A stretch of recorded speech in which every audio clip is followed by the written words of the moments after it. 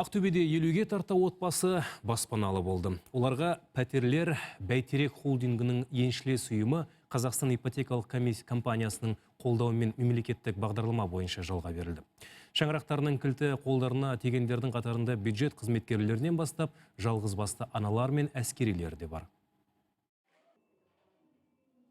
Мемлекет басшысы Нұрсұлтан Назарбаевтың жүргізіп отқан саясаты әрбір қазақстандықтың өзінің баспанасы болу керек. Соған сәйкес елімізде біраз бағдарламалар жүріп жатыр. Қазақстанның ипотекалық компаниясы бар. Сол компания соңғы жылдары біздің өңірімізде үлкен жұмыс жасап жатыр.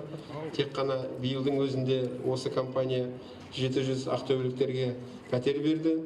Мереке қарсаңында Ақтөбедегі кірпішті тұрғын үй алабының жаңа тұрғындары қоныс тойларын атап өтуде. Көп жылдан бері пәтер кезегін күткен 50-ге тарта отбасы енді осы жерде тұратын болады. Олардың қатарында жедел жәрдем бекетінің дәрігері Әсем Қалабаеваның да отбасы бар. Ол отағасы екеуі 3 бөбегімен ата енесінен еншісін алып, бөлек отау құрғалы отыр. Қазақстан ипотекалық компания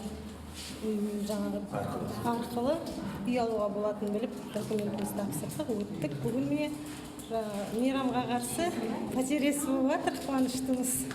Қолдарына пәтер кілті тиген тұрғындардың алғысы шексіз. Өйткені көбісінің алғашқы жарна төлеуге мүмкіндіктері жоқ. Ал мемлекеттік бағдарлама бойынша алдымен жалға алып, кейін толық меншікте алады. Жалғызбасты ана Жанат та осынысына қызыққан.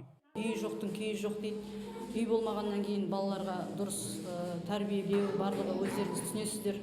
Өте қиын. Қазақстан ипотекалық компаниясының осындай қолжетімді баспаналарды бізге салып бергеніне мыңда бір алғысымды айтамын. Жыл соңына дейін Бәйтерек холдингінің еншілес ұйымы Қазақстан ипотекалық компаниясы арқылы тағы 500-ге жуық ақтөбелік отбасы баспаналы болады. Ал жалпы Қазақстан бойынша 326 мың шаршы метр тұрғын үй қолданысқа беріледі.